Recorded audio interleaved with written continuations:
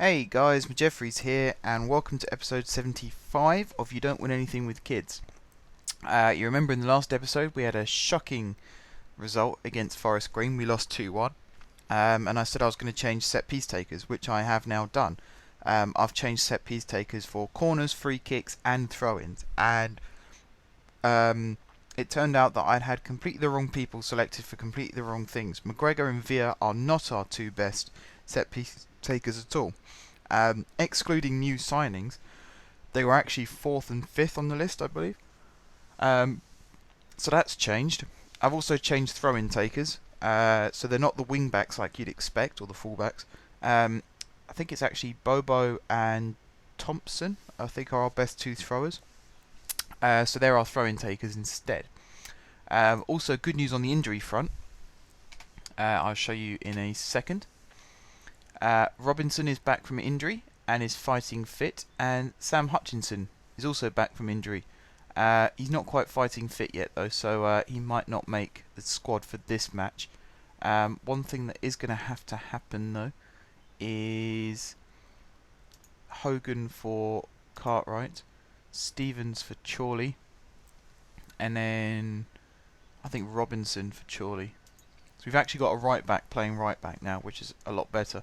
We're also going to drop Marshall. We're going to put Crigno over on that side. We're going to drop Marshall completely. And we're going to play... Let's try Schumacher in that role and see how he gets on. Or, actually, we'll move Delamond into that role and we'll play Schumacher there. Schumacher is our best free kick taker, I think. So that makes sense to me. It's a bit of a shame that players like Lawrence now, although he's not fully fit I suppose, and I mean Bobo's not fully fit, that's why he's not in, but players like Douglas Pringle and Ball and Frederick and McConnor, they're not really getting a fair share at the moment, I admit. Oh, that's the other change I was going to make. I was going to put Peter Wilson in instead of Keith Wilson. See if he does any better. Yeah, they're not... I said this right at the start of the series as well. Players end up falling out of favour, not because they've done anything wrong particularly, it's just because they're not better than the option that we've already got. And the fact that they're not willing to go out on loan at the moment is, that's their fault then. If they don't want to have first team football, then that's their problem, it's nothing to do with me. But let's focus on this match now. We've got Braintree at home, looking to bounce back from that horrible defeat. Get a win under our belts, climb up the table, try and open that gap at the top of the table a little bit more. I'm just looking for a better performance, raise morale for the next few matches, because this is the business end of the season now. We can't really use excuses anymore. Certainly can't use fatigue as an excuse, because we've got enough players for I think 3 starting 11s. So it all comes down to the players' performances now, and they need to step up to the plate a lot more than they currently are. That was a good run from Jones. And it's a shot from Schumacher, it's just over the bar. That's a much better start, much more encouraging start.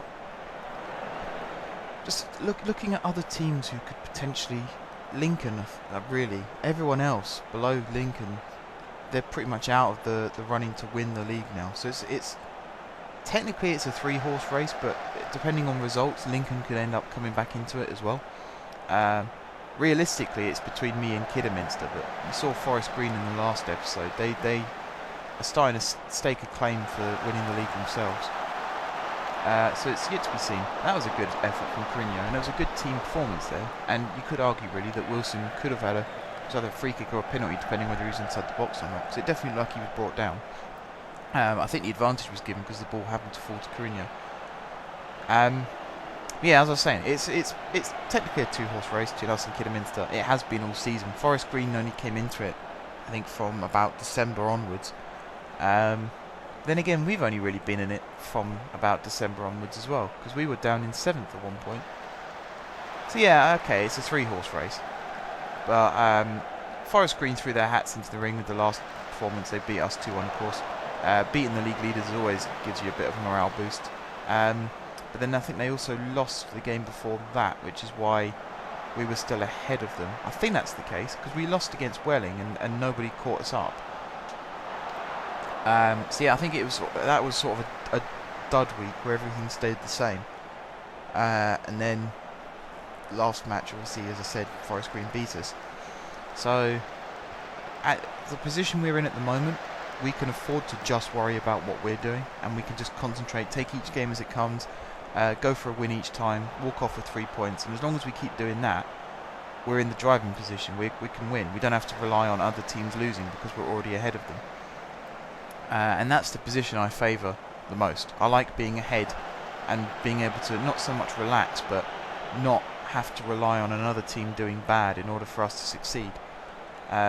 That's the real rewarding feeling from any competition, where you know that no matter what happens, you're still in control.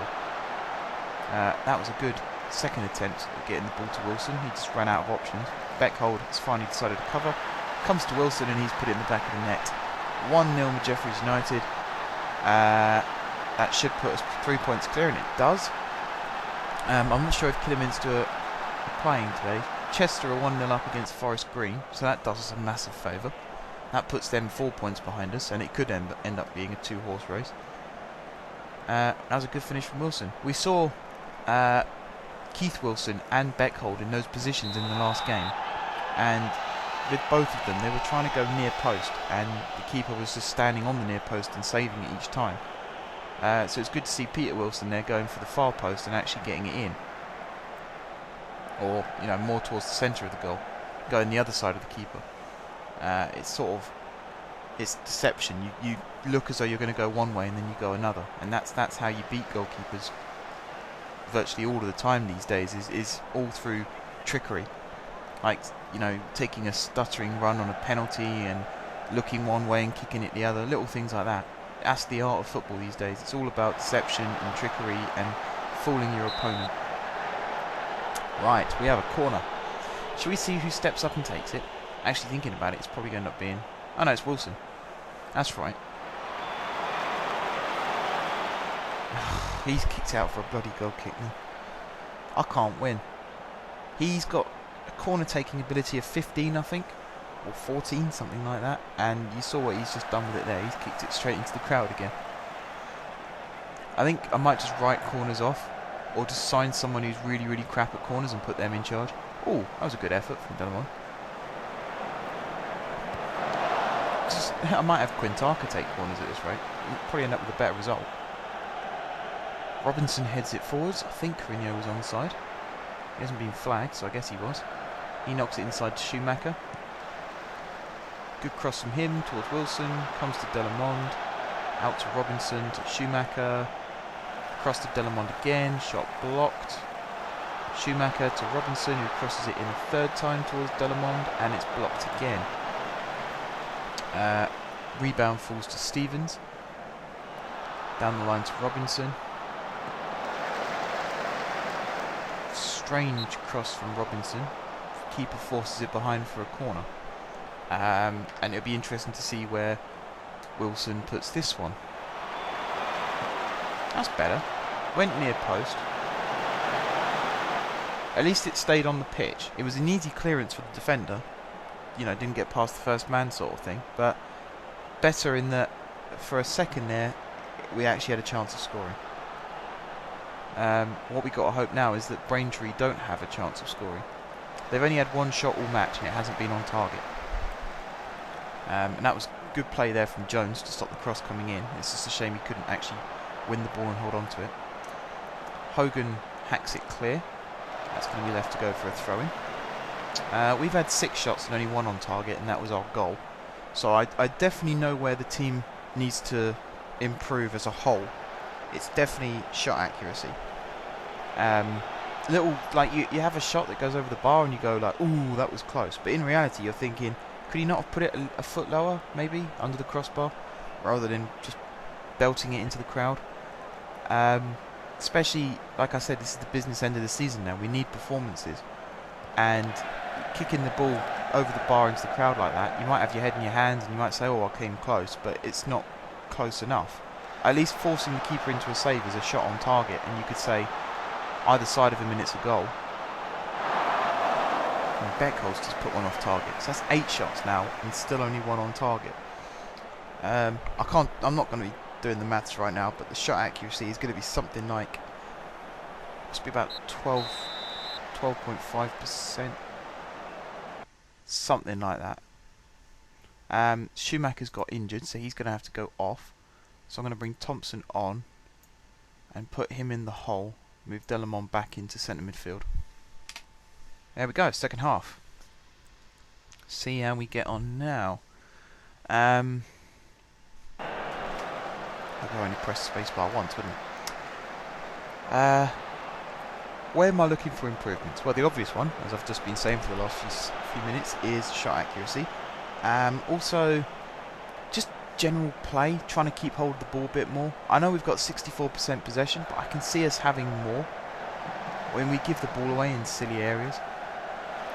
Like, Courinho gave that one up a little too easily, although you could argue that the ball should never have gone to him in the first place. Hogan needs to be careful because he's on a yellow. He's just giving away a free kick. That's probably Hogan sent off. It's terrific. That's exactly what we didn't need right now. Yep, there he goes. Yeah. The less said about that, the better, I think. Players like that, I don't know. I know he doesn't necessarily do it deliberately, but it's like he doesn't want the team to do well because he's just happy to see himself get sent off. And what that does is gives us a problem. I think what I'm going to do is move Courinho into the middle there, Delamont back to where he started, Thompson out to the right, and I'm going to move Courinho into this hole here, Gregor into the centre, and I'm going to bring Robertson on. Like so. And hope that doesn't end up biting us in the backside later on in this match.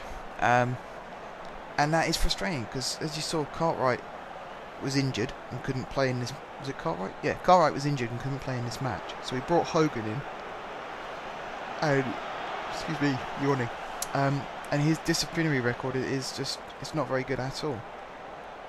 And I don't know whether it's the way I set him up or he just gets caught in the wrong place at the wrong time. Whatever it is, something has got to change because if he's going to be the liability player, then he's not going to be in my first 11 for very long. That, however, is a massive help. Wilson scoring again to make it 2-0. And that definitely puts us 4 points clear at the top. Kidderminster, I still haven't seen their name pop up, so I still don't know. Although, have they dropped a point? I think they've dropped a point, so they must be playing and losing. I think they dropped a point. Didn't they start on 68? I'm not really sure now. I'm questioning myself. I just don't know. I really don't know. But anyway, as long as the score stays like this, then we're in business. Robertson taking no chances there by the looks of it. I think the thing I like the most about that goal from Wilson just then is the way that we easily won the flick on. And there was 2 players on our team competing for it. And either of them could have won it and still played in the man. And that's good. That's promising to see. The fact that we're aerially... Is that a word? We're dominant in the air. That's the best way of saying it. Yeah, we're dominant in the air. We win a lot of headers, believe it or not. It's just a shame that our set pieces don't get delivered to the right areas. Because if they were, we'd be lethal in the air. We've definitely got the players. Especially if you have players like Stevens coming forward. He's I think he's like 6'4", 6'5", something like that. So he's already got an advantage when it comes to... What the hell was that? No. Anyway, he's already got an advantage when it comes to competing in the air. Add that to the fact that he's then got the ability to jump, and it's even better. And it says there on the list, fourth from bottom. David Stevens has been dominant in the air today for us. And that's exactly what I want to see. I like seeing that. It means, we're competing in all the right areas and winning. I'm just going to make a sub for the last few minutes. Beckhold hasn't had a very good game again, so I'm going to bring him off. He's also got a bit of a knock, so I'm not going to risk him. Bring Gallagher on. And to be honest, this could cause uproar, but I think the next match, it might almost be worth leaving Beckhold out, because I think he's played every game this season that he's been available for. And it's gone to the stage where there's not really a competition for his place. So he's getting a bit complacent, thinking he's always going to be first choice. Add that to the fact that I'm sure fatigue is starting to take over. So his performances have been slipping. And yet the team still wins, as you can see, 2-0 against Braintree. Man of the match was, of course, Peter Wilson. It was a good gamble bringing him back into the side, actually. I was going by average stats, and Keith Wilson was winning on that. He was like 0.4 ahead of him or something. But in terms of goal return, I think Peter Wilson is actually the better player. But yeah, we won 2-0, and that concludes this episode, guys. So thank you very much for watching. If you haven't subscribed to my channel, be sure to click the subscribe button. If you have subscribed to my channel, thank you guys for your continued support. And until next time, I will see you soon.